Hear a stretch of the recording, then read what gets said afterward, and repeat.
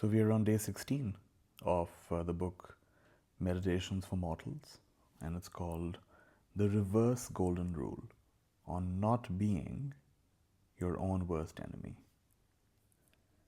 And we start with a quote by Adam Phillips.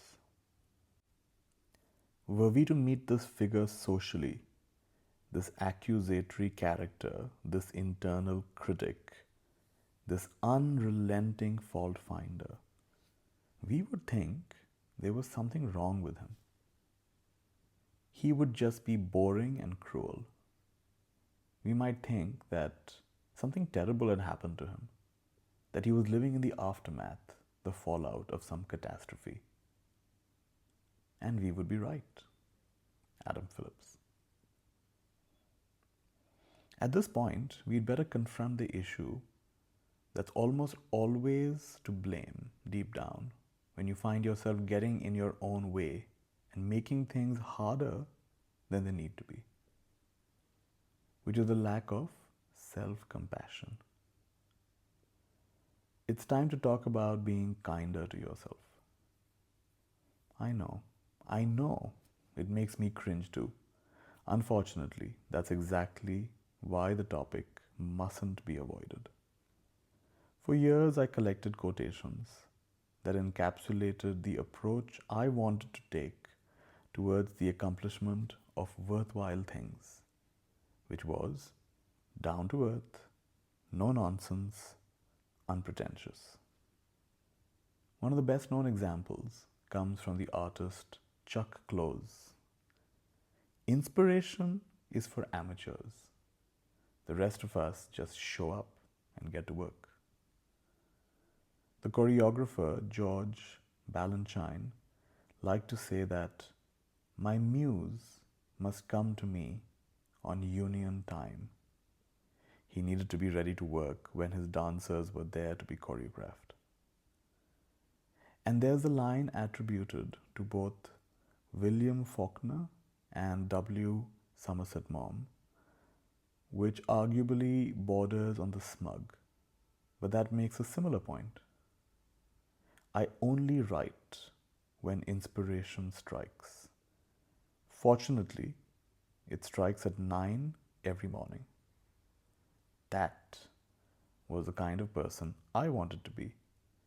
The kind that just got on with things, regardless of how inspired or fired up I happen to feel. There's definitely some merit in this approach. It helps drain the drama from certain activities, especially those we intimidatingly label creative, making it easier to get over yourself and take action. On the surface, it appears to embody the spirit of imperfectionism. It's just that it never seemed to work particularly well for me. And one day I discovered a blog post by the meditation teacher Susan Piver that helped me understand why. Honestly, the title was enough. It was Getting Stuff Done by Not Being Mean to Yourself. Piver was another fan, in theory, of Chuck Close's inspiration is for amateurs philosophy, but she brilliantly evoked its unfortunate flip side, which is that it quite easily morphs into the internal command that you ought to be able to do whatever it is you've decided to do. Whenever it is you've determined you'll do it, precisely because no inspiration ought to be required, and that if you don't, you're a good-for-nothing worm. I've spent a lot of time in my life trying to force myself to do things, Piver wrote. Really good things. Things that are important to me. Things like meditating, journaling, going to the gym, and so on. I set schedules over and over.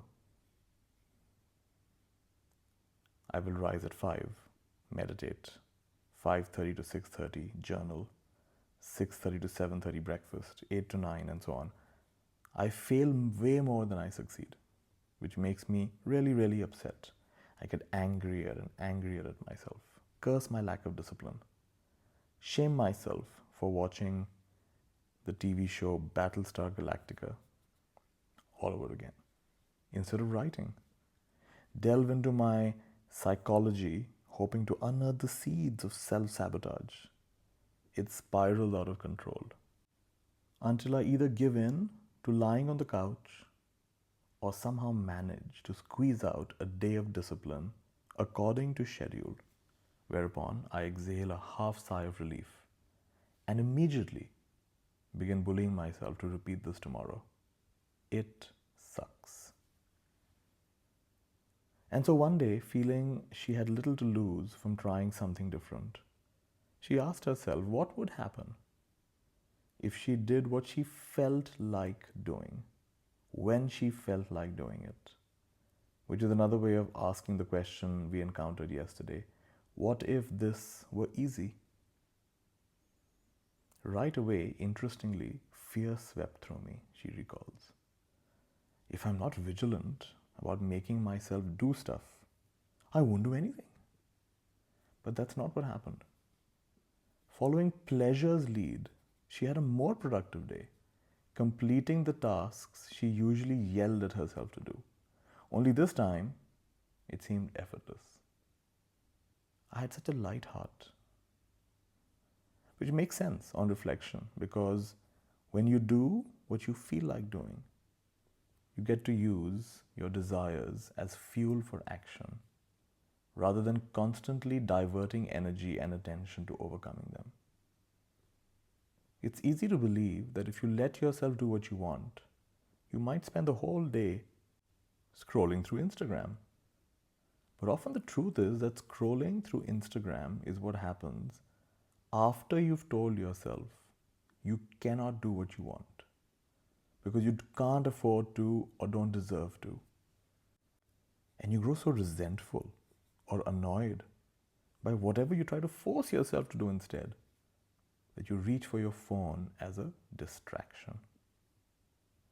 Some might object that it's a sign of immense privilege even to be able to contemplate spending the day doing what you feel like doing.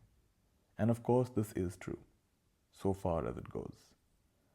Almost everyone's situation will impose certain limits on their freedom to follow their desires, and it's much worse for some than for others. But it's important to see that this objection itself is often the inner taskmaster in disguise, seeking to make you feel bad for taking advantage of whatever freedom you do have. There's no prize for failing to spend your time as you wish, to whatever extent you're able, out of a misplaced sense of solidarity with those who cannot. In any case, treating yourself a little more kindly needn't be anywhere near as self-indulgent as those of us with an allergy to self-compassion tend to assume. It's not about narcissistically declaring yourself to be any more deserving of an easy life than anyone else. It's quite sufficient a challenge to seek to follow what the philosopher Ido Lando calls the reverse golden rule. That is, not treating yourself in punishing and poisonous ways in which you'd never dream of treating someone else. So what's the reverse golden rule again? Not treating yourself in punishing ways in which you'd never dream of treating someone else. Can you imagine berating a friend in the manner that many of us deem it acceptable to screech internally at ourselves all day long? Adam Phillips is exactly right. Were you to meet such a person at a party, they'd immediately strike you as obviously imbalanced. You might try to get them to leave, possibly also seek help. It might occur to you that they must be damaged, that in Phillips' words, something terrible must have happened to them for them to think it's appropriate to act that way.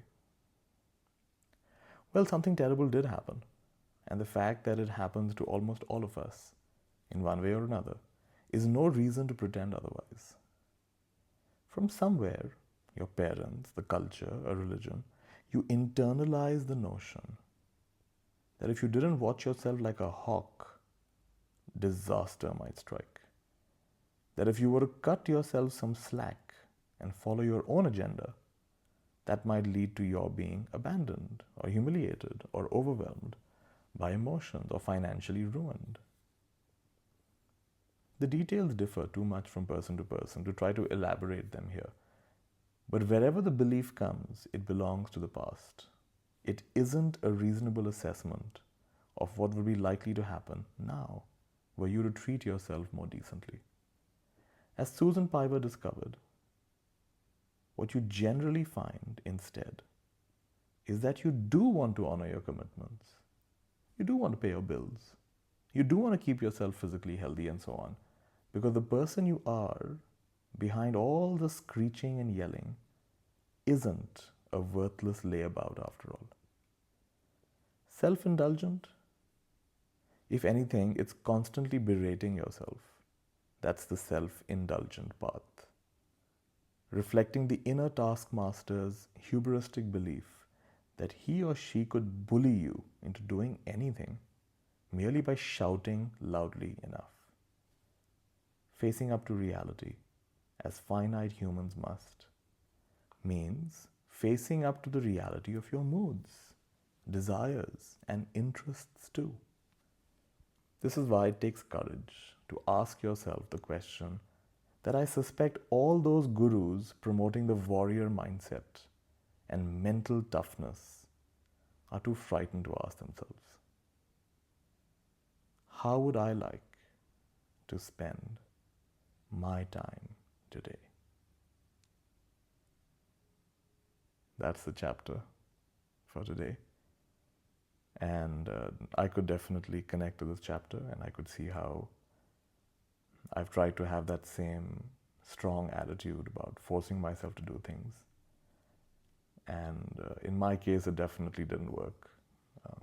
Pushing didn't work. And finding some kind of, I think one of my teachers, Ajahn Brahm, he calls it kindfulness. Instead of calling it mindfulness, he says kindfulness. Mindfulness is, you come here, you sit here, you meditate, you be present, you be aware.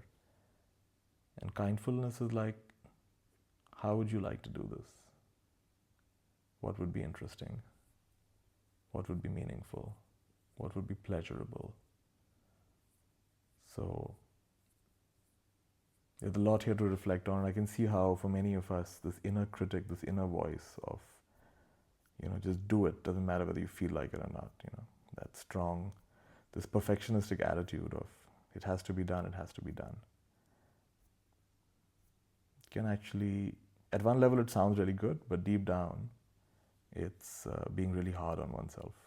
So he's found Oliver Burkeman has found a really subtle topic, and I think he's elaborated very beautifully. And we know the golden rule, which is, treat others the way that you would like to be treated. So the reverse golden rule is, don't treat yourself in poisonous ways in which you would never dream of treating someone else. If you would talk to your best friend the way you talk to yourself, would your best friend still be your best friend? So that's the reading for today, and lots here to reflect on. Be well.